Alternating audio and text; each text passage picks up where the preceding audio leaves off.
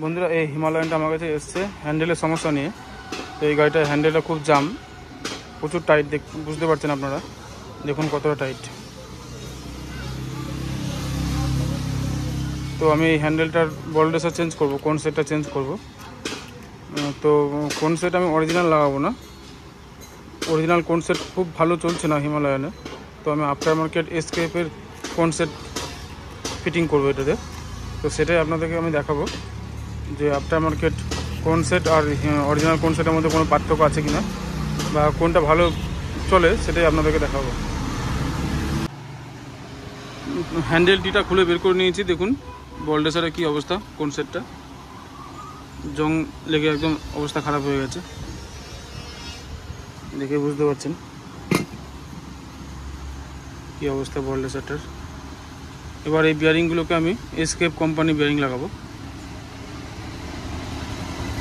দেখবো কোনটা ভালো চলে সব থেকে বেশি, এবং ফিটিংসে কোনো গন্ডগোল হয় কিনা সেটা দেখব। এসকেপের এই যে বিয়ারিং, অরিজিনাল বিয়ারিং এসকেপের, তো এই বিয়ারিংটা ফিটিং হবে।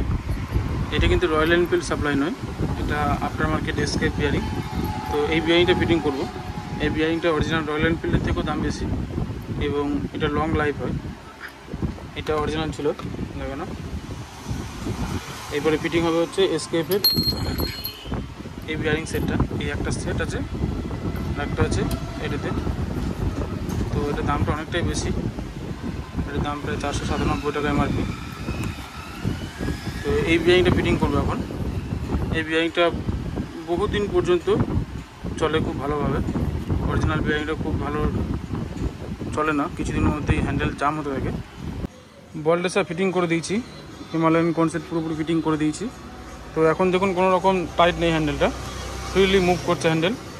যদি কোনো গাড়ি মনে হয় যে অরিজিনাল কনসেপ্ট ভালো চলছে না, কিছুদিনের মধ্যে হ্যান্ডেল জাম হয়ে যাচ্ছে, তাহলে তারা একবার ট্রাই করতে পারেন আফটার মার্কেট কনসেপ্টটাকে, এসকেপের কনসেপ্টটা ইউজ করে দেখবেন। আশা করি অরিজিনাল থেকে পারফরমেন্সটা একটু ভালো পাবেন।